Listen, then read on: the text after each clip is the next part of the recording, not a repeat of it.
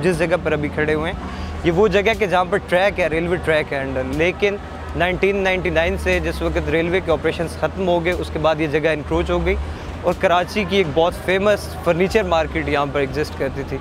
अगर आप लोग कल या एक दिन पहले यहाँ पर आते तो आप लोग देखते कि यहाँ पर आपको पाँव रखने की जगह भी ना होती। और टोटल जो है 4 डेज़ का ऑपरेशन है डिस्ट्रिक्ट सेंट्रल में, जो इंशाल्लाह टाइमली जो है हम कोशिश करेंगे कि टारगेट अपना अचीव कर लें। लोग अपने तौर पे जो है अपना सामान हटा रहे हैं, जो लोग नहीं हटाएंगे फिर उसके बाद डिस्ट्रिक्ट एडमिनिस्ट्रेशन उसको रिमूव कर देगी।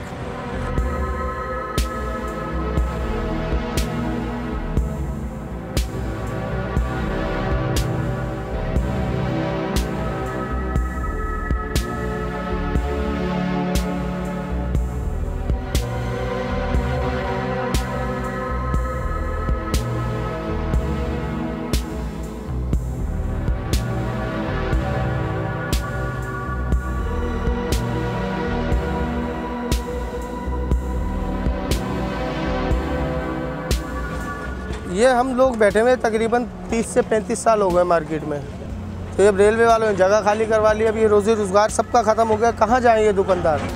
एक एक दुकान पर 10-10 बंदे काम करते हैं, कहाँ जाएंगे लोग? रेलवे कहाँ चलाएंगे? पहली रेलवे नहीं इनसे संभाली जा रही, आए दिन खसारा। तो ये मुल्क है इस काबिल के मतलब इतने मतलब नुकसान मज़ीद आगे बर्दाश्त कर लेगा।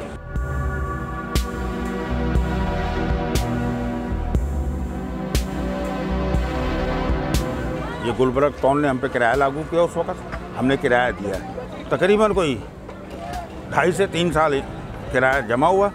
उसके बाद फिर जैसे कराची की कंडीशन तुम लोगों के सामने सबके सामने, फिर वो मामला किसी और के हाथ में दे दिए गए। मुख्तलिफ़ किस्म की तंजीमें, मुख्तलिफ़ किस्म की पार्टियाँ थी वो ले जाती हैं।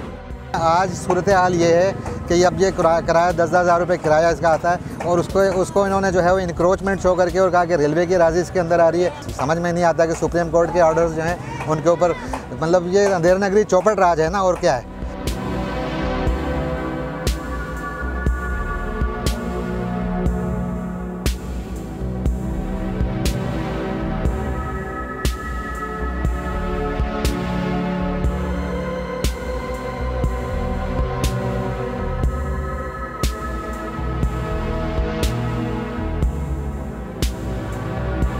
दो चीज़ें रिमूव करनी है जो encroachment, that is the responsibility of district administration. इन लोगों को कहीं रीलोकेट करना है, इन लोगों को कहीं जगह देनी है या नहीं देनी, this is for the government to decide.